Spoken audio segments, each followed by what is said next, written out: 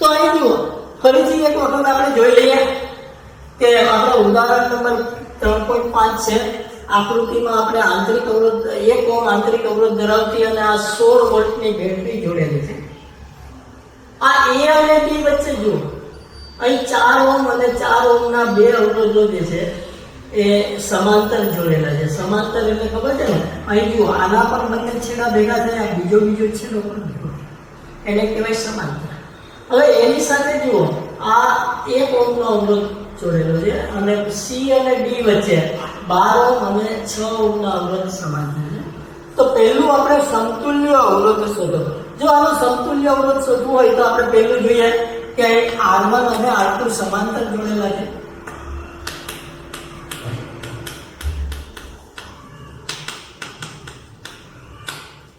તેનો સમતુલ્ય અવરોધ થશે,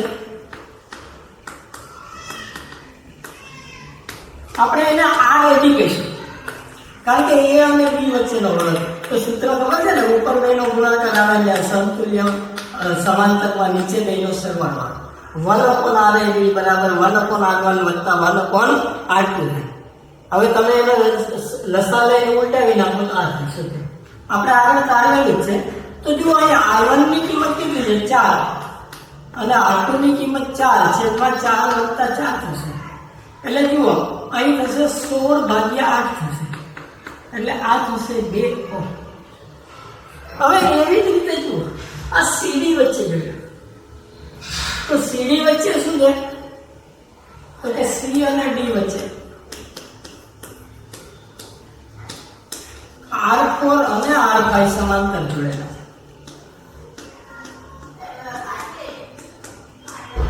હવે સમાંતર જોડેલો હોય તો તમને ખબર છે કે એનો સમતુલ્ય અવરોધ જે છે ઉપર બેનો ગુણાકાર, એટલે આનો સમતુલ્ય અવરોધ શું થશે એનો,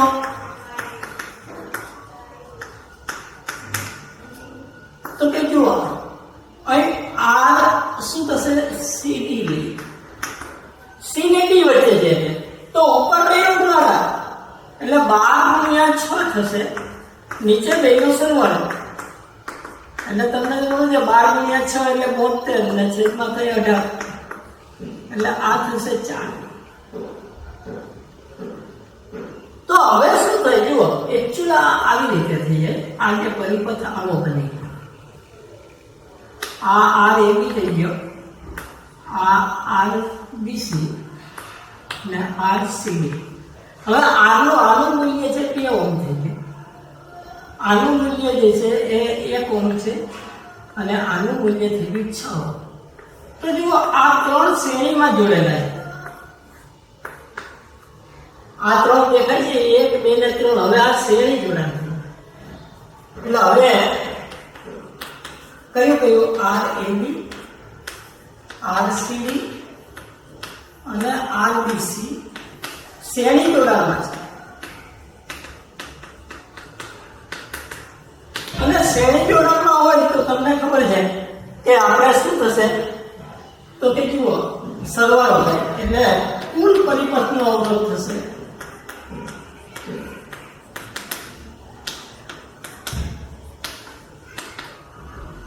તો જુઓ બધાનો સરવાળો થાય એટલે RAB વત્તા RBC વત્તા RCD થશે. એટલે અહીં થશે 2 વત્તા 1 વત્તા 6 બરાબર 7 ઓહ્મ થશે. તમને એમ થાય કે અહીં આ તો બેટરીનો અંદરનો અવરોધ છે, પરિપથનો અવરોધ નથી, બેટરીની અંદરની બાજુ હોય. આપણે દર્શાવવો પડે છે બહાર. કેમ? તો કે પ્રવાહ શોધવા માટે. હવે વહે તો કુલ પ્રવાહ શોધ્યા.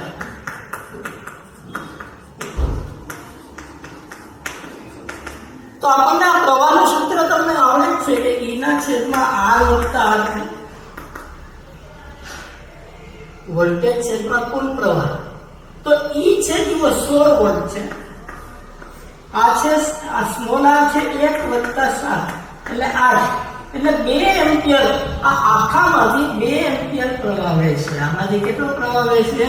2 એમ્પિયર વહે છે. તેથી હવે જુઓ આ તો ડાયરેક્ટ તમને ખબર પડી ગઈ. IAB બરાબર IBC બરાબર ICD બરાબર 2 એમ્પિયર થાય, કારણ કે આ ત્રણે ત્રણ શ્રેણી જોડાણી છે.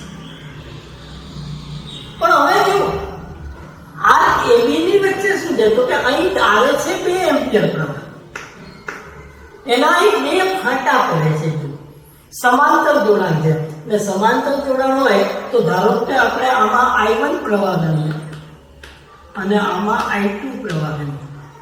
આમ તો જુઓ બંને અવરોધ સરખા છે, બંને અવરોધ સરખા હોય તો સમાન જ પ્રવાહ જાય, એટલે I1 બરાબર I2.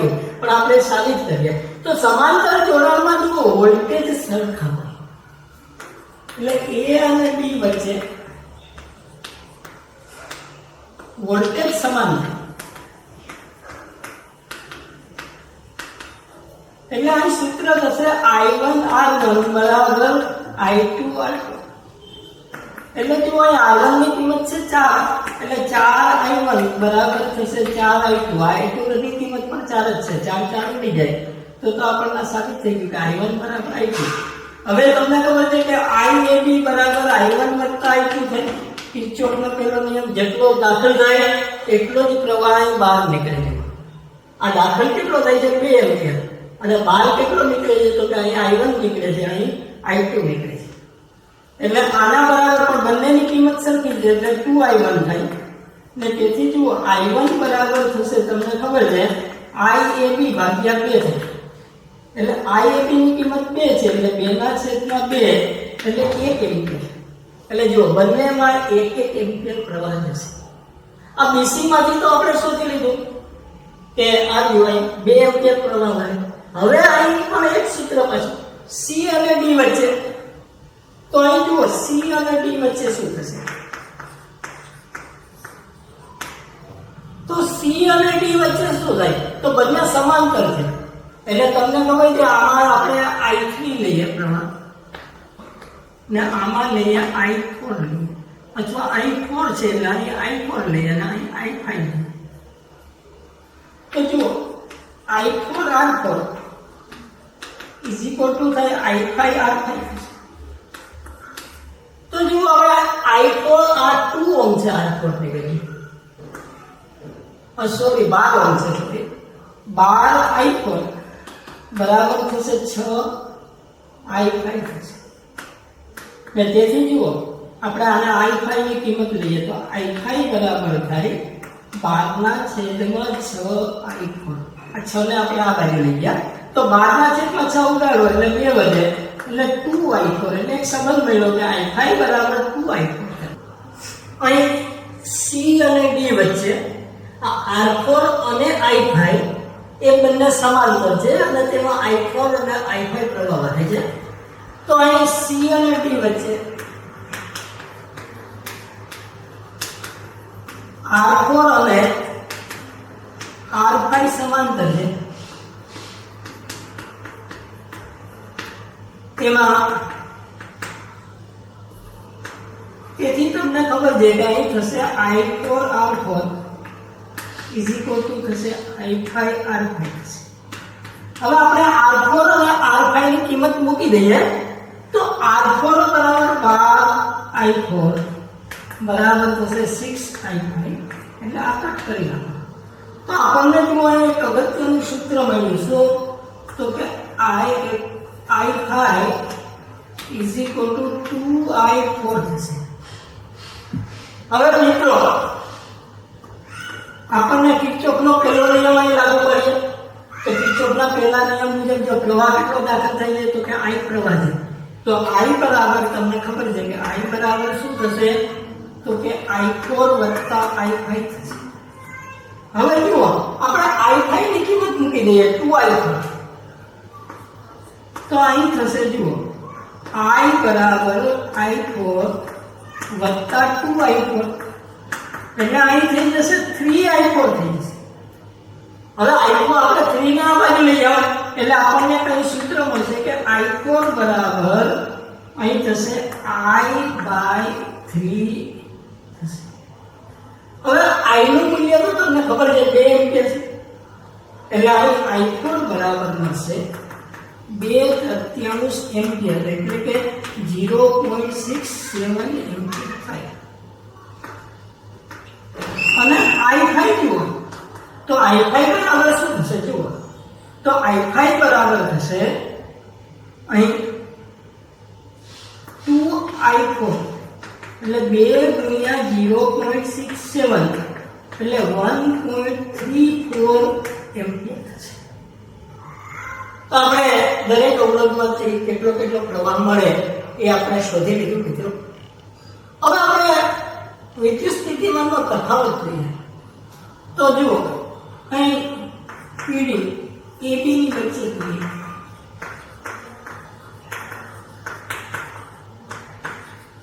તો AB વચ્ચેનો PD તમને ખબર છે VAB છે. તો VAB શું થશે તો કે IAB/RAB.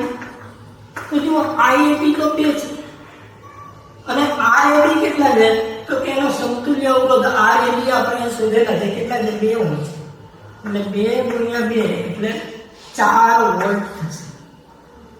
એવી રીતે જુઓ BC વચ્ચેનો PD શોધીએ. તો BC વચ્ચેનો PD જે મળશે એને VBC કહીશું. તો VBC એટલે તમને ખબર છે કે IBC ગુણ્યા RBC થાય. તો IBC તો 2 છે અને આ છે 1 એટલે 2 વોલ્ટ થશે. અને ત્રીજું એવી રીતે VCD શોધીએ તો તમને ખબર છે કે ICD ગુણ્યા RCD. તો આ છે 2 અને પેલા છે 4 એટલે 8 એમ્પિયર થશે, 8 વોટ થશે સોરી. તો આપણને આ રીતે જે દરેકને સમાંતર વોલ્ટેજ પણ આપણને મળી જશે. આપણે અહીં બંધગાળો લઈશું. કિર્ચોફનો બીજો નિયમ લાગવાનો છે. તો આ બંધગાળો કયો લઈશું જુઓ A B C C dash V A લઈશું. એમાં આપણે ક્લોકવાઇઝ ગતિ કરશું. ફરીથી બંધગાળો કયો લઈશું જુઓ મિત્રો A B C C dash V A. એટલે આ બંધગાળા A B B dash C dash V A માટે એક કિર્ચોફનો બીજો નિયમ લેતા.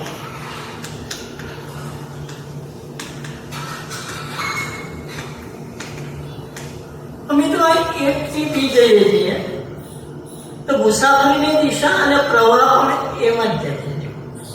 બંનેની દિશા સમાન છે એટલે બંનેની દિશા જો સમાન હોય તો તમને ખબર છે કે આયા જો સમાન હોય તો ઘટાડો થાય સ્થિતિમાનમાં અને જો વિરુદ્ધ દિશા હોય તો વધારો થાય. તો અહીં જો આયા જેટલો સ્થિતિમાનમાં ઘટાડો થશે. એટલે અહીં સ્થિતિમાનમાં જે છે આયા જેટલો ઘટાડો.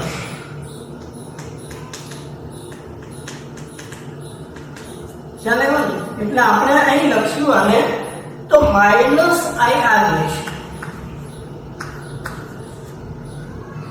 હવે જો અહીં B થી C તરફ જઈએ તો એ પણ પ્રવાહની દિશામાં છે. જુઓ પ્રવાહ પણ B થી C જઈએ છીએ, આપણી મુસાફરી પણ B થી C છે અને BC હોય તો તમને ખબર છે કે એમાં અહીં પ્રવાહ I/2 છે એટલે I/2 આ જેટલો સ્થિતિમાનમાં ઘટાડો થાય એટલે માઈનસ અહીં થશે I/2 આ થશે.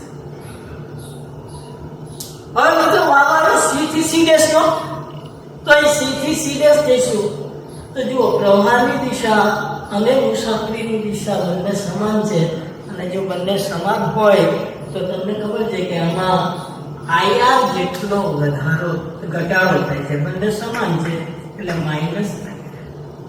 હવે અહીં C ડેશ થી V તરફ આવ્યા તો જુઓ આ તો વાયર છે એટલે વાયર દ્વારા કોઈ અવરોધ ના હોય. અહીં બેટરી આવી અને અહીં બેટરીને જુઓ નેગેટિવ ટુ પોઝિટિવ આપણે ઋણથી ધન બની જઈએ તો અહીં છેલ્લો ધન છે એટલે EMF નો પ્લસ એટલે આપણે ખબર છે કે ઋણથી ધન તરફ જઈએ તો E જેટલો વધારો થાય. અહીં છેલ્લું જોવાનું આ પ્લસ આવે, આ ધન હોય તો અહીં પ્લસ આવે અને આ છેલ્લો છેડો જો ઋણ હોય તો માઇનસ આવે. એ સીધું યાદ રાખવાનું. એટલે અહીં અહીં થશે ધન છે એટલે પ્લસ V થશે અને ફરીથી અહીં એ બિંદુ યા તો વાયર છે અને વાયરનો કોઈ અવરોધ ના હોય અને આપણે 0 તો આ બધાનો સરવાળો આ 1 -1 -1/2 અને -1 એટલે આ લસાડો તો 2 વત્તા 1 દૂતીયાંશ એટલે -5 IR વત્તા V બરાબર 0 થાય. અને આ બાજુ લઈ જાઓ એટલે તેથી V બરાબર શું થશે તો કે 5 દૂતીયાંશ IR.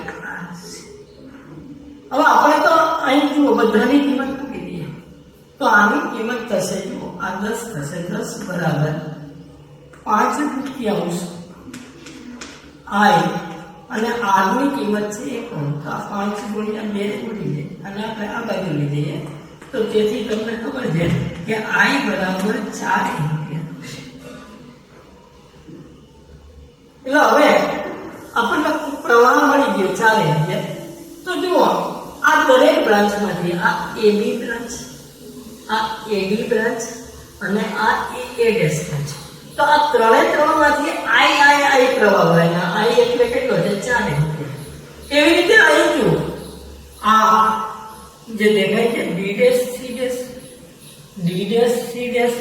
અને CC', આ બ્રાન્ચમાં વહેતો પ્રવાહ પણ મિત્રો કેવો છે I/2 છે.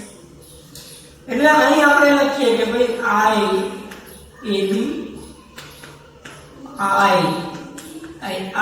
લીધું. હવે AD તો આપણે લઈશું IAD અને હવે લઈશું IEA બરાબર થશે. જો અહીં આપણે આગળ જઈએ તો આ D'C એવી રીતે IB'C અને એવી જ રીતે ICC'. આ બંને સરખું હોય I જ છે ને I આપણને ખબર છે કેટલો છે 4 એમ્પિયર પ્રવાહ છે. પરંતુ જુઓ આ 1, આ 2, આ 3, આ 4, આ 5 અને 6 આ જે 6 બ્રાન્ચ છે એમાં I/2 પ્રવાહ છે. કઈ બ્રાન્ચ આપણે I/2 વાળી લઈએ તો પેલી આ લઈએ DC. તો તમને ખબર છે કે IDC. હવે બીજી બ્રાન્ચ લઈએ તો IDPDS. તો IDPDS એવી રીતે અહીં લઈએ તો IBC અને IDPDS.